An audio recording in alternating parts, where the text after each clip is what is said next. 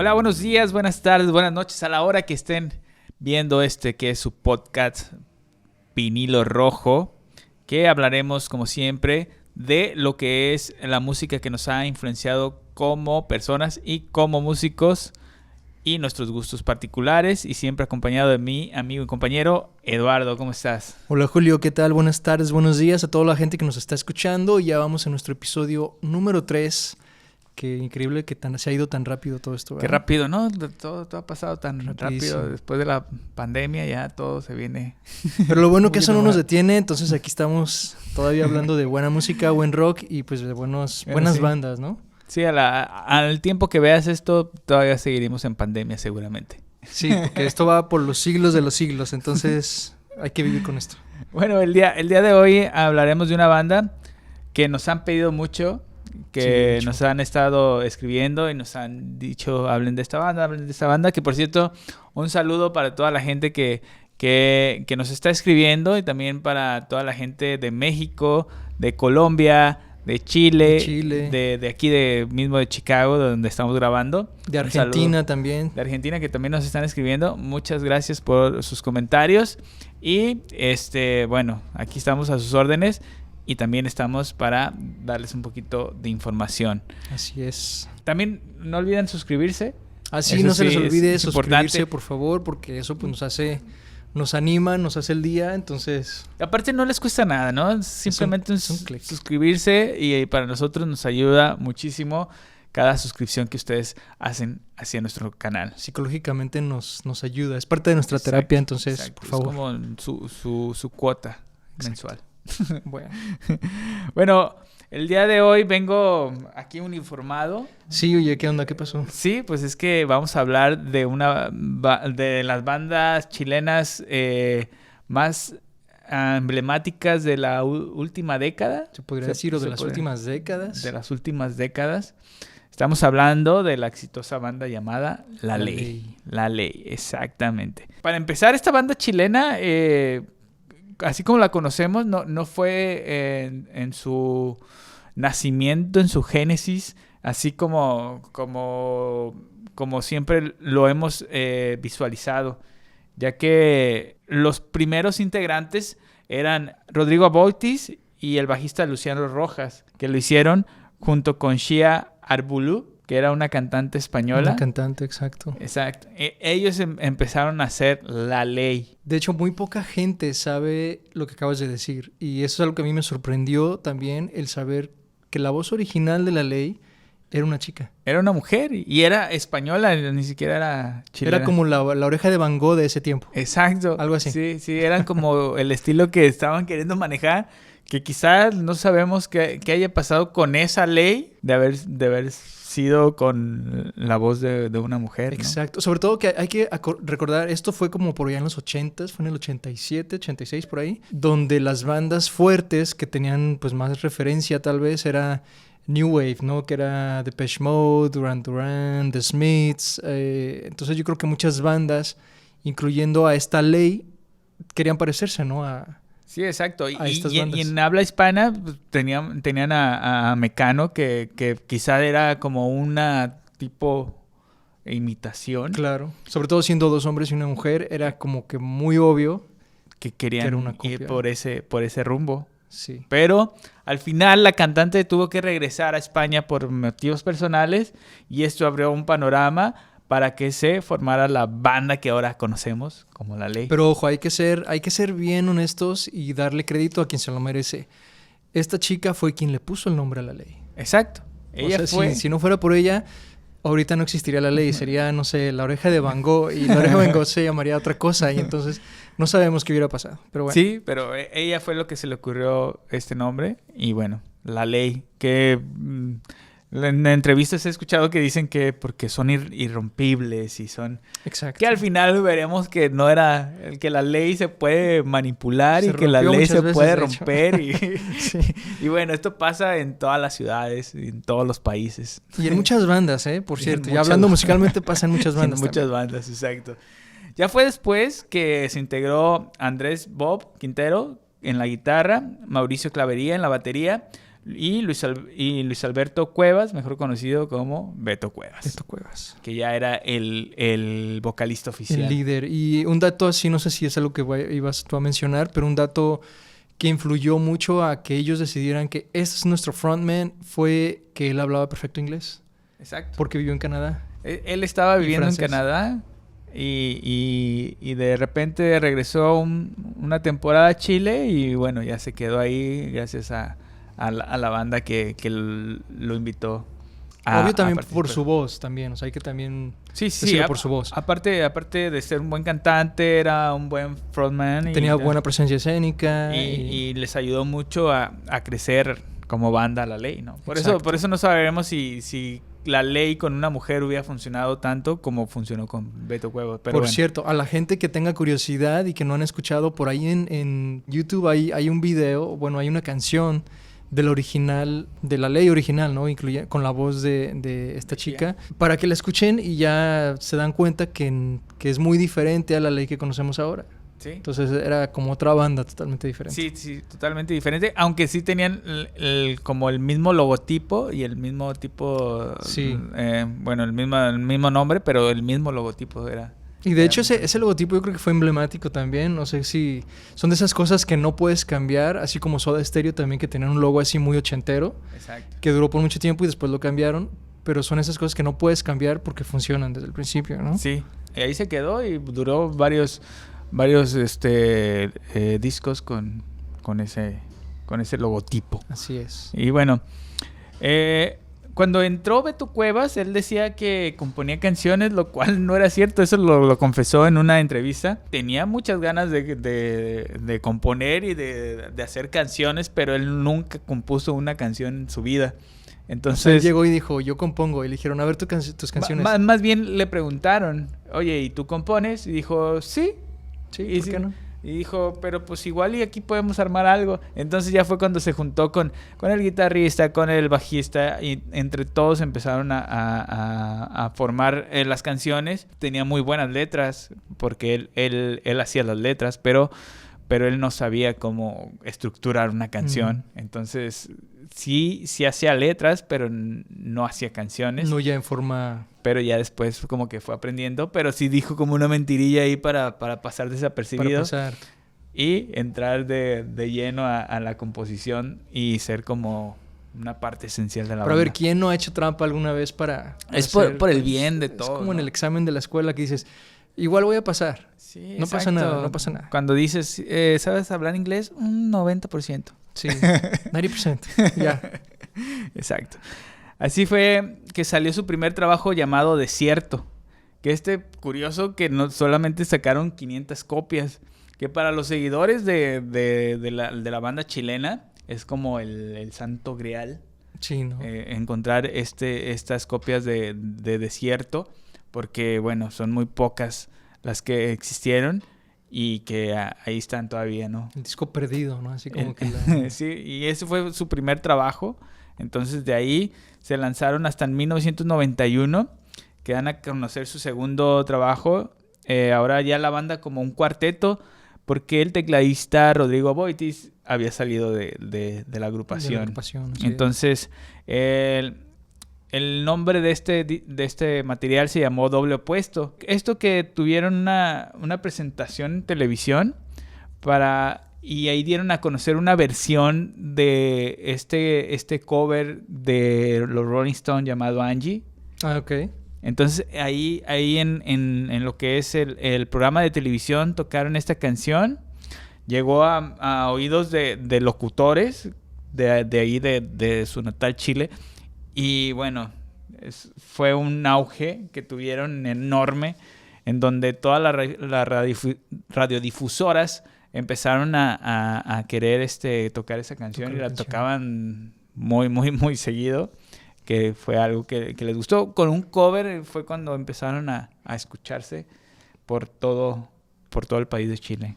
Fue como ese momento histórico, ¿no? Que definitivamente marcó la carrera. O sea, como que los empujó y les dio eso que más necesitaban tal vez, y que sin querer, ¿no? Exacto, sí fue algo que ellos sí lo buscaban, pero no lo esperaban encontrarlo con una versión manera, de cover, ¿no? Algo que a veces nomás lo sacaron como, esta está buena esta canción, me gusta.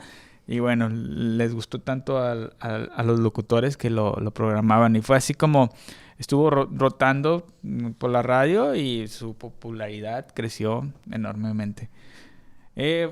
Fue de ahí que ya firmaron un contrato con la disquera Universal, porque este primer material, el doble opuesto, lo sacaron con Universal, pero todavía no tenían el contrato. Simplemente era así como un... Tal vez fue como de distribución, como algo más. Vamos a ver cómo le sale. Y ya ahora sí ya firmaron y ahora sí lo sacaron en forma ya dentro de la disquera.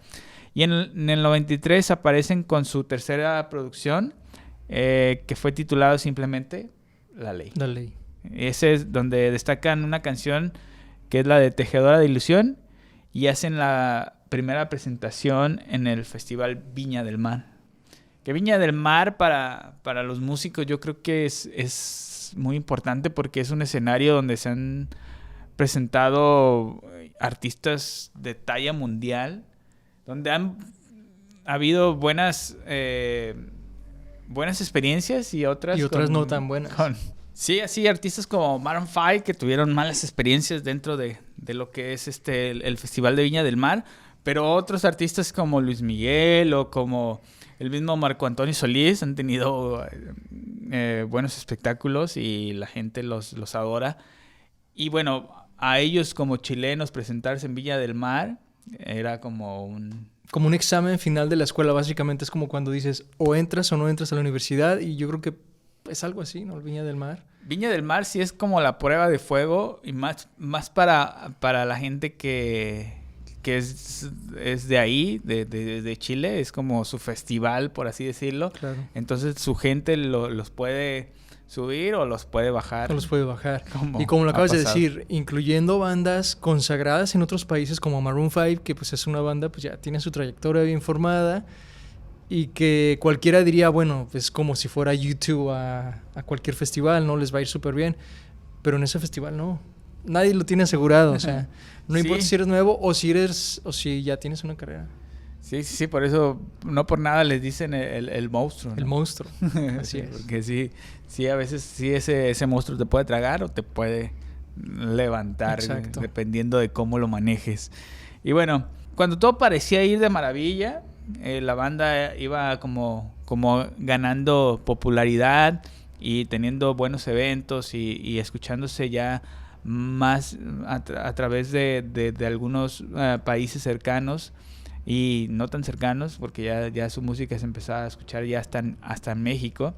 Fue cuando en 1994 la desgracia llegó al grupo, ya que el guitarrista original, Andrés Bob, sufre un accidente después de una atacada que hacía beneficio de la hija de un jugador de fútbol de la Liga de Chile, del equipo Palestinos, Héctor Robles, de nombre Héctor Robles, en el cual él impactó, después del recital, impactó su motocicleta contra un árbol, quedando inconsciente en ese momento, pero perdiendo la vida al ser trasladado al hospital. Eso sí estuvo algo que les pegó demasiado a lo que es La Ley. Él tan solo tenía 32 años, cuando pasó este accidente. Sobre todo pues que él era el fundador que quedaba, ¿no? Fue uno de los fundadores, pioneros de la ley. Aparte de eso, fue o sea, todo el pueblo chileno estaba de luto. O sea, hubo equipos de fútbol de la Liga de Chile que hicieron homenajes a Andrés, tanto como equipos como el Colo-Colo o la U de Chile, que son muy conocidos allá. Ellos le hicieron un homenaje en sus partidos porque sí era muy, muy conocido. Hasta el mismo, en una presentación que tuvieron en Santiago, Depeche Mode, el mismo Martin Gore, él dio unas palabras en memoria a Andrés y le dedicó la canción de Somebody. Mira. Esa fue la que le dedicó en su honor. Entonces sí, fue como si era una persona muy, muy estimada en Chile. Aparte de eso, o sea, aparte de tocar con La Ley, era productor de varios proyectos. Ya después de esto, Beto Cuevas y los demás integrantes de La Ley, que ya después veríamos por qué Beto Cuevas y los demás integrantes, siguieron con el proyecto de la banda y con el ingreso de Pedro Furgone en 1995, dan a conocer su cuarto álbum titulado Invisible, que es por el nombre, por un sueño que tuvo Beto Cuevas, en el cual soñó a Andrés, que le decía esa palabra constantemente. Entonces, por ese sueño es que ellos tomaron ese nombre de Invisible. Y bueno, ahí destacan los sencillos como El Duelo y Día Cero. Día Cero, ¿no? Que fue también, yo creo que el disco por el cual muchas personas que aún no eran fans de La Ley, que medio habían escuchado La Ley, muchas personas a partir de ahí se convirtieron en fans. Exacto. Fue un disco bastante fuerte. Venían de un acontecimiento un poco duro para la banda, ya que el fallecimiento de uno de sus integrantes fue algo que les pegó mucho, pero que ya después veremos que esto les afectó al final de cuentas. Pero bueno, ellos quisieron seguir y al seguir tomaron esa rienda, ese riesgo y bueno, sacaron un muy buen material y buenas canciones que hasta el momento han Sí, yo creo que sigue siendo uno de esos discos privilegiados en seguir siendo uno de los favoritos, ¿no? No solo de La Ley, sino de lo que lo que usualmente conocemos como el rock en español, ¿no? O sea, sí. Entonces, exacto, entonces ellos siguieron con su trabajo y ellos siguieron haciendo lo que les gustaba, como para mitigar su dolor, se metieron más de lleno con la música. Cosa que fue duramente criticado tanto por los críticos de música de Chile y algunos fans también, por el duelo que no tuvieron más bien por la muerte de Andrés. Entonces eran constantemente señalados de que ellos no tuvieron un duelo como debería de tener, que como que siguieron su vida muy... Como que se hubiera sido apresurado, ¿no? Por decirlo así. Exacto, sí, lo veían como que necesitaban más tiempo de tomarse ellos ese luto, pero bueno, ellos decidieron seguir trabajando y fueron sumamente criticados en su país, lo cual motivó a que ellos salieran de Chile y se vinieran a radicar a México. A México, exacto. Allá, ya estando aquí en México, tuvieron varios festivales y aquí en México empezaron a subir también su popularidad. Muchos grupos sudamericanos van a México porque es una gran plataforma. No sé si todavía, por ahora la globalización y todos los problemas que ha tenido México, pero bueno, sigue siendo una buena plataforma el ir a México por la cantidad de gente que puede una banda tener dentro de... Y hay muchas bandas que todavía, yo estoy seguro, o sea, porque me han comentado, bandas que yo he entrevistado donde dicen precisamente eso, bandas colombianas, bandas venezolanas o argentinas que siempre lo reafirman, ¿no? Y ellos hablan incluso de La Ley, donde dicen, bueno, es que desde antes, de Prisioneros, La Ley, bandas que eran sudamericanas se internacionalizan en México. Y es como lo acabas de decir, es como una plataforma en la que ya después pueden regresar perfectamente a Sudamérica, pueden internacionalizarse incluso en España, con esa seguridad de que ya pues tienen algo ya cimentado, por decirlo así, en México y Sudamérica. Sí, exacto. Sí, antes México era una plataforma así que les daba el siguiente nivel. Entonces todos querían venir a México a probarse y bueno, algunos funcionaron, otros no. A La Ley les funcionó de maravilla. Y que lo sacó también de esa presión que ellos tenían en su país por todo lo que había pasado. Así es. Y la crítica que no los dejaban por el poco luto que tuvieron ante la muerte de Andrés. Ya en 1998 lanzaron su quinto álbum de estudio titulado Vértigo. Vértigo. Qué disco tan bueno, Vértigo. El disco era bueno, pero la crítica fue muy dura ahora sí con ellos. Yo creo que después del éxito que habían tenido con el anterior disco... yo creo que fue consecuencia del éxito del disco anterior, entonces... Exacto. En consecuencia con el disco anterior que les había ido muy bien, ahora con este disco no les fue tan bien.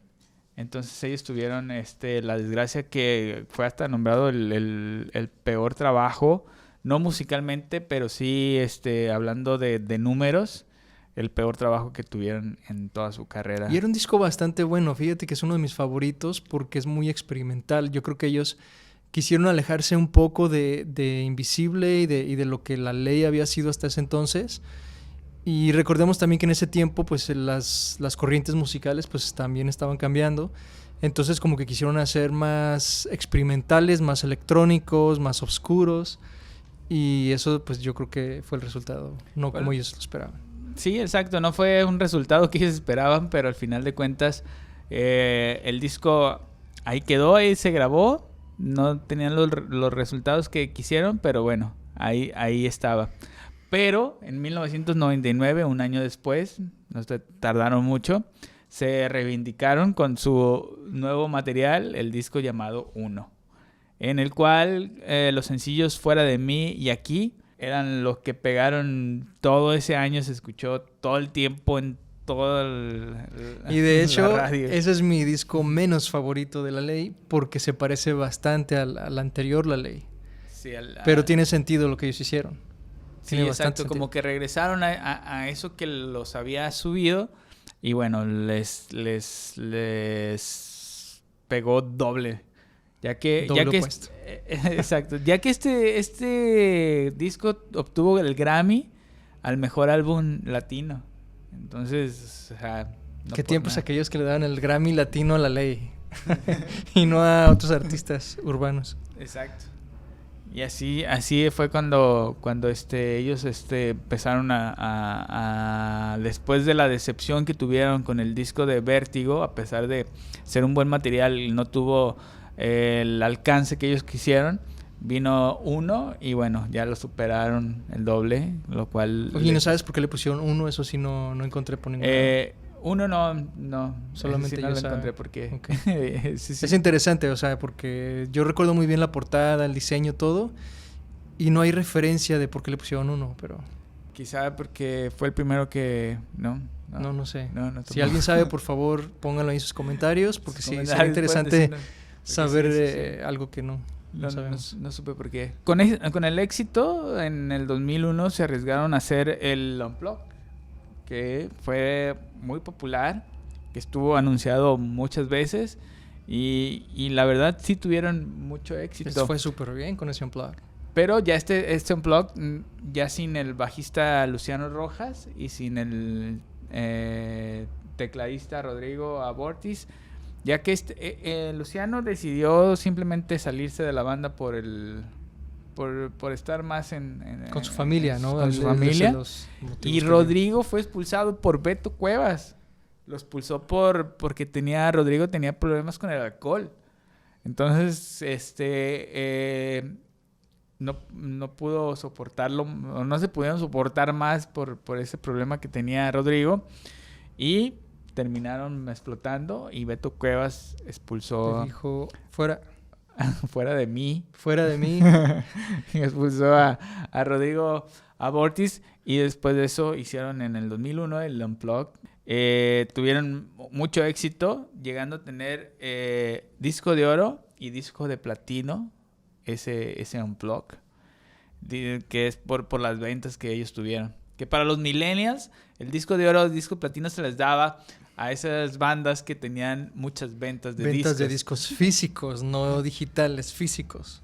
No reproducciones, no streamings, no nada de eso. ¿Cuál era la canción más escuchada? Eso no importaba. No era el disco, que ibas y comprabas a la tienda y te lo llevabas y tenías que escuchar todo el disco para escuchar la canción que querías escuchar. Exacto. Entonces era por eso que antes el disco era un disco más completo, no como ahora que son como más sencillos, porque quieren hacer reproducciones. La rapidez y la globalización. Y sí, y antes los Grammys se daban a esas personas por las ventas de discos, no tanto por las reproducciones. Las reproducciones, exacto. Como O por ahora. la popularidad en las redes sociales, porque en ese tiempo, pues recordemos, no había redes sociales. Exacto. No Todo había. dependía pues de los medios como revistas, periódicos, entrevistas en la televisión, para Sí. que tuvieran difusión. Todo dependía, o sea, estamos hablando de otro mundo. Otro universo paralelo al Donde- actual. Donde ya nunca va a poder Donde no pasar lo existía el mismo. coronavirus, por cierto. Donde no existía el coronavirus, donde todos podían salir a la calle, donde Sí. no había tanta violencia. Exacto. Pero bueno, ese era el tiempo Otro- de la ley. Otro mundo. Otro mundo. Y sacaron una canción inédita, la canción de Mentiras ahí en ese Sí, en ese cierto. Unplugged, Sí, en ese... que también fue muy popular y obviamente la canción con Eli Guerra, que fue como que yo creo que... sí fue la del duelo, tan pero- tocada esa canción. pero ese ya fue como un remix, pero también tanto Mentiras Esa- como el duelo se escuchaban O sea, en la abrías radio.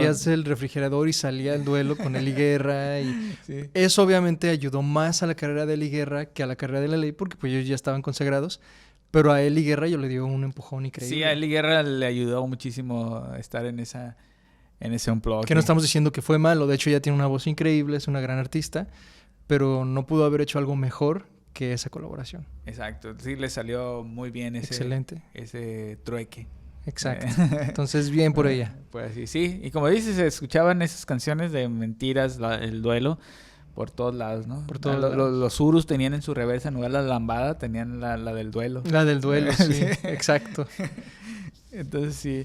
En la escuela yo recuerdo que ya no cantábamos el himno nacional, cantábamos el duelo. El duelo, Sí, sí. sí. Cuando quería salir al receso también tocaban Sí, el duelo. ponían el duelo en los pasillos, entonces así de fuerte estaba la cosa. Mira, ¿no te pasaba a ti bueno, en mi primaria, cuando en lugar de dar un timbre... así Ponían una como- canción. Ponían una canción. ¿No te pasaba eso en tu primaria? Sí, Y la canción que ponían en mi primaria era una muy chistosa. Ponía ¿Cuál? una de Roberto Carlos, que se llama...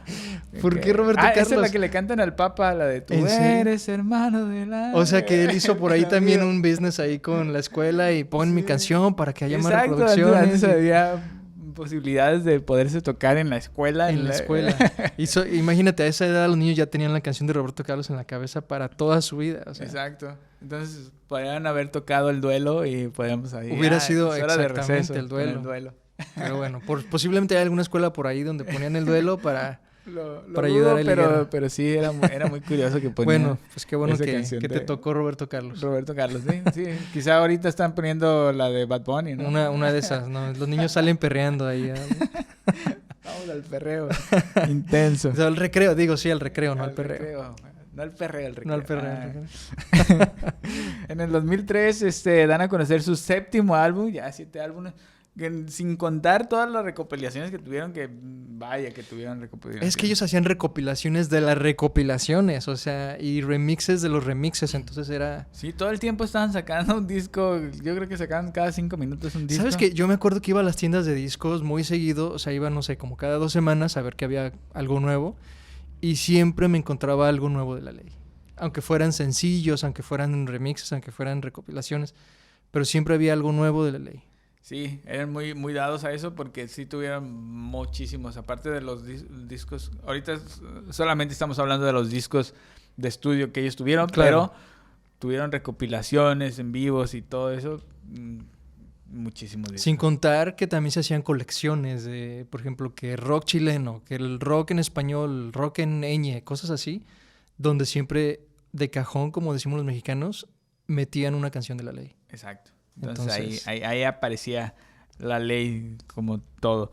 Este álbum se llamó Libertad, el cual venían como un poquito... ¿Cuál álbum? ¿Eh? ¿Cuál álbum? Estábamos hablando de... De el de Libertad. ok, de la Sí, recopilación, sí, sí. perdón. No, ya del séptimo álbum, que es el de Libertad. estudio, exacto, sí. Sí. En el 2003 venían de esta catástrofe que ocurrió en el 2001 de las Torres Gemelas, entonces venían así con ese sentimiento y sacaron este disco como más de explotar la libertad y todo esto. Y bueno, aquí se destacan canciones como Ámate y Sálvate, Mi Ley y Más Allá. Más allá, exacto. Que esta última es en memoria de una chica que se suicidó, una pequeña Y en el fan. video lo proyecta, ¿no? En el video. Exacto. Se suicida y bueno, ella lo que más quería era conocer a Beto Cuevas. Entonces por eso le dedican como este homenaje a la muerte de esta pequeña fan. Que no se murió por no conocer a Beto Cuevas, ¿no? Se murió porque hay que tomar en cuenta eso, ¿no? Porque no... Sí, claro. No hay que salirnos de la tangente, sino que ella se suicidó, tomó esa decisión de suicidarse, pero sí lo que más quería era conocer a Beto Cuevas, por eso... Bueno, a Beto Cuevas específicamente, sí. Específicamente a Beto Cuevas, sí. O sea, que era su banda favorita, pero bueno, estaba un poquito obsesionada con por eso Beto. cuidado, no hay que obsesionarse, yo creo que con nadie, ni no importa que no sea un artista. Y tampoco hay que suicidarse, ¿no? Ni tampoco hay que suicidarse, y menos por algo así, o sea... No, ¿para qué? No se vale, la verdad que no. Tan bonito ya que acá andamos. Pues sí, no importa que haya virus, no importa que exista el reggaetón, no se justifica. Sí, aquí le decimos no se suicida. No al suicidio y no al reggaetón. Bueno, En el 2005 regresan a Chile para presentarse de nueva cuenta en el Festival de Viña del Mar, en el cual, para sorpresa de todos los asistentes, tocan un par de canciones con los ex integrantes, Luciano Rojas y Rodrigo Aboitis, que pensaban que iba a haber un reencuentro. Un reencuentro ya ahora que como que las cosas están más calmadas y que ellos tocaron juntos en ese festival, lo cual fue todo lo contrario. Al final... Esto culminó y... Terminó mal, ¿no? Bueno, no terminó mal, simplemente terminó y ya. Anunciaron su separación en el 2005, anunciaron su primera separación, simplemente por decir exceso de trabajo. Pero en ese tiempo ellos dijeron, es una separación indefinida. Ellos fueron muy claros, dijeron es indefinido, no dijeron es definitivo, dijeron es indefinido porque ni ellos sabían qué iba a pasar. Sí, dejaron como las puertas abiertas, pero... A lo que veníamos era de eso, de que ya el no tener ese duelo que tuvieron o ese luto que tuvieron ante la muerte de Andrés, todo esto les afectó y que al final dijeron... llegó el cansancio, llegó la saturación, llegó todo esto. Y ya decidieron como que dejarlo por un tiempo. Sí dijeron que era algo indefinido, pero al final se separaron, ¿no? Cuando creían todos que regresaban por esa presentación que tuvieran en Viña del Mar. Nada. Es que es una ironía, ¿no? Porque después de haber visto, wow, y ahora sí están los integrantes originales, etcétera, y todo, y no. Y no, al final no. Era nomás... Simplemente era show. Era vamos a tocar para irnos. Fue hasta el 2013 cuando anunciaron su regreso a los escenarios. O sea, estamos hablando que desde 2005 al 2013... Son casi 10 años. Fue un largo periodo en el cual no estuvieron como banda. Cada quien estaba haciendo sus propias cosas, pero como banda, como Ley, no estuvieron bastante tiempo. De hecho, en ese tiempo, si no me equivoco, Beto Cuevas estuvo por ahí actuando, ¿no? En películas. Exacto. Yo me acuerdo de haberlo visto por ahí en varias... Tuvo algunas escenas. Apariciones, así. Exacto. Y también quiso como empezar su carrera como solista. Y el baterista también fue baterista de la banda esta que hizo Leonardo Lozane. Exacto, de los Concord. Que era una excelente agrupación. La verdad a mí me gustaba mucho el concepto y teniéndolo a él como baterista, pues era genial. Sí, de hecho Mauricio se quedó en México y viviendo en México trabajó con varios músicos mexicanos haciendo Plastilina Mosh, trabajó con un montón de bandas. Varios proyectos y el más conocido es ese que los hablas de los Concords, pero sí estuvo muy activo Mauricio durante esa época. Ese tiempo, sí. Y en el 2014 ya fue cuando se presentaron otra vez en Viña del Mar, pero ahora con Zeta Bosio como bajista titular. Ya ellos estamos hablando que el 2013...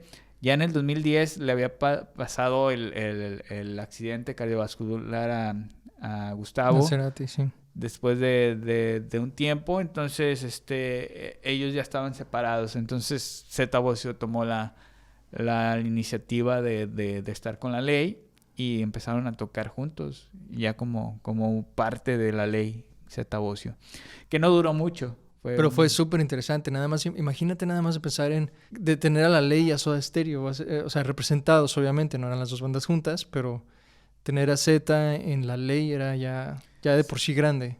Sí, era un extra ya a la gente que iba a ver a la ley y ver a Zeta Bosio también ahí tocando con ellos, pues también. Y de hecho en ese festival tuvieron como la certeza o el atino de tocar la canción de Crimen de Gustavo. Ah, qué bien. Que esperando que la escuchara porque él ya estaba en esa etapa donde tenía ese accidente. Entonces tuvieron ese pequeño homenaje que le hicieron para mandarle buenas vibras a Gustavo.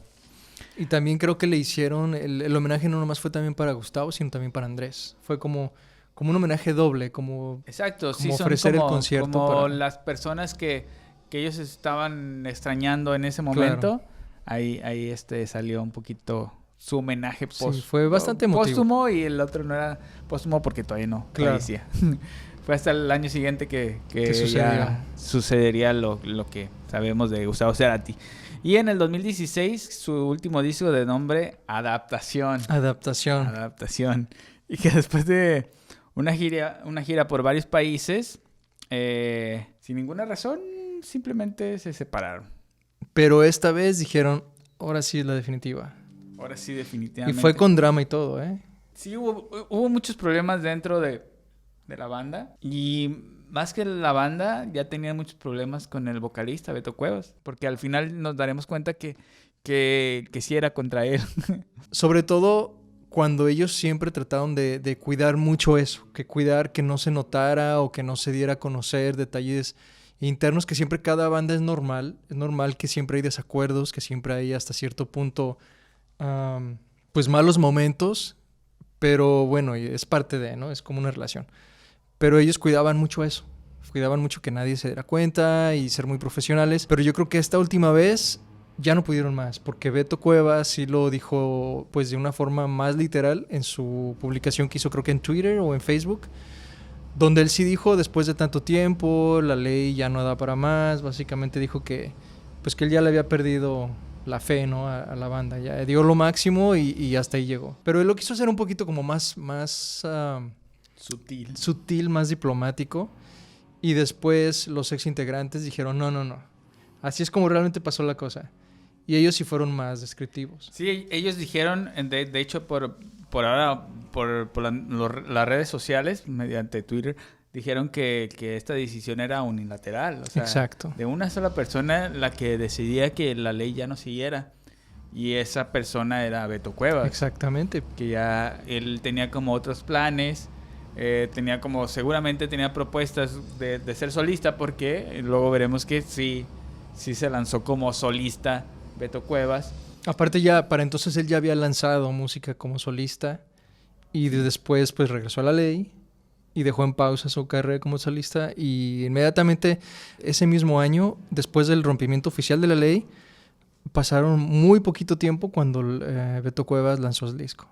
Sí, o sea, como que aprovechó ese auge que tenía la ley y ¡pum!, lo metió. Pero sobre todo te hace pensar que entonces ya tenía ese disco guardado o ya terminado y ya, no sé. Ya tenía como otros planes, ya su mente estaba en otro, y ya los problemas con la banda ya venían muy fuertes, ¿no? Ya era con todos. Ya al principio sí había un pique entre Rodrigo y Beto, pero ahora sí ya era con todos. Con todos. Ya después salió que Luciano también ya tenía problemas, por eso la primera separación de Luciano Rojas fue por problemas con Beto Cuevas. Entonces sí era ya como que algo que ellos como banda ya no podían aguantar, y sí lo dijeron que fue una decisión unilateral de que la ley ya no continuara. Y bueno, Beto Cuevas siguió como solista, y todos los demás integrantes hicieron un proyecto llamado Día Cero, con la participación de Ignacio Redar. Qué curioso, ¿no? Que Ignacio Redar tiene una voz muy parecida a lo Y que es Beto difícil decirlo, pero hay que aceptarlo, que casualidad del destino que tenga una voz muy parecida. Sí, o sea, no sé si lo buscaron así o así se dio. Eso pensé yo al principio, o sea, pero sabes que después, haciendo un poquito más ahí de research, me di cuenta que originalmente él ya había trabajado con Rodrigo, con su proyecto que tiene que se llama The Plugin. Okay. Entonces, quiere decir que Rodrigo y él pues ya venían trabajando juntos, ya conocía su voz, ya conocía tal vez obviamente su rango de voz, su forma de composición, etcétera. Entonces yo creo que fue una de las primeras opciones que tuvieron al momento que se fue Beto.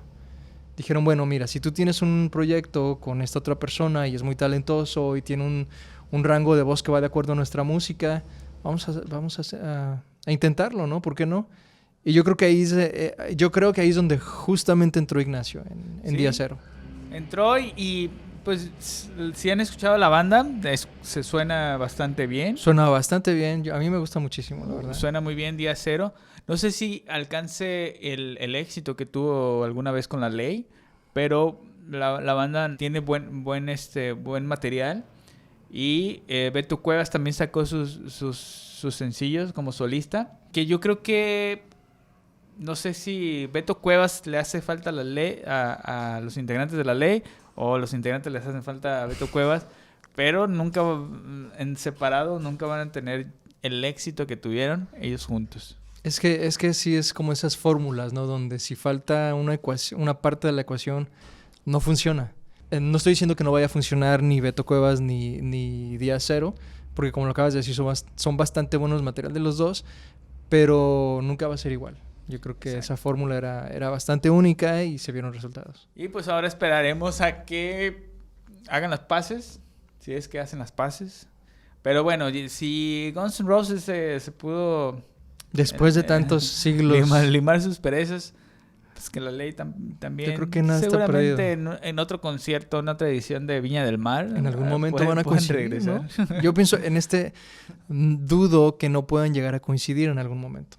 Exacto, puede coincidir que esté Día Cero y Beto Cuevas y puedan hacer unas canciones y ver si funciona eso. Y hay una canción de Día Cero que yo ya así como que armando ahí chisme, me imagino que se la escribieron para Beto Cuevas. No les voy a decir cuál. Deberías decir. Pero búsquenla. para porque al escucharla, la primera vez que la escuché, luego pensé, entonces, bueno, sí, ahí se los dejo de tarea. Se terminaron con rencores entre los dos, entonces se ve muy, muy difícil que puedan volverse a reunir, pero bueno. No es imposible. No es imposible. Si tocaron Caifanes algún tiempo, quizá también La Ley pueda regresar, ¿no? Nunca digan nunca, porque puede decir nada. Y hasta aquí esto es lo que es la historia de La Ley, algo que nos estaban pidiendo y por eso vengo aquí con Vienes uniformado. Yo no, de Chile. Pero qué buena onda. Algo que me regaló mi hermano, por cierto. ¿Ah, sí? Allá directamente desde Chile. Qué buena onda. Que me lo trajo. Un saludo para mi hermano. Saludos. Y nada, ¿qué te pareció? Está excelente. Historia? Sobre todo, fíjate que hay muchas bandas que su influencia ha sido ya sea La Ley o Beto Cuevas directamente, ¿no? Yo he conocido gente que dicen, bueno, para mí, mi ídolo, y no importa que hablen bien o mal, es Beto Cuevas. Y qué buena onda, porque es un gran artista, compone súper bien. Sí, al final de cuentas, sin saber que o sea, el que al principio no componía canciones, al final pudo encontrar una fórmula que pocos compositores pueden tener, ¿no? Exacto. Porque sí llegó a tener grandes sencillos que le dieron la vuelta al mundo y hasta ganaron premios como Grammys o discos de platino por esos sencillos que él compuso. Entonces es algo que bueno, es digno de admirar. Y aparte sí era un buen frontman. Sí, eso nadie se lo va a quitar, tenía obviamente. Una presencia escénica muy buena que le ayudaba mucho a lo que era La Ley, que le trajo muchos admiradores porque también era carita y andaba imponiendo modas. Claro. Entonces también le trajo una buena esencia a lo que es la agrupación. La Ley. Y bueno, ahora no sabemos si vaya a regresar o se vaya a quedar así como lo conocemos hasta ahora.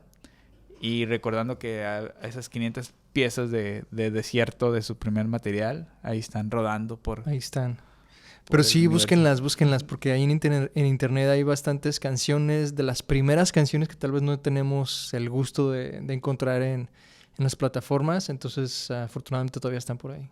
A ver, para que ahí está el consejo, que busquen la primera ley con Shia Con Shia, de de hecho su vocalista. voz es muy buena, a mí me encantó su voz. Y ella es escritora, ella escribe novelas y tiene una voz increíble. Así que saludos a ella donde quiera que esté y a toda la gente Que nos ve. que nos ve y a los que siguen a la ley y todos. Y bueno, pues hasta aquí que es su podcast. Muchas gracias por escucharnos y esperemos que para la próxima a ver con qué sorpresas A ver con qué vendremos. salimos, ¿no? Está bien. Entonces, pues un placer escucharlos, obviamente escuchando sus mensajes, leyéndolos. Gracias a todos. Gracias, Julio, por toda la investigación que haces. Es Y un pues, placer. Aquí estamos. Suscríbanse y nada. Esperamos. Bye. Chao.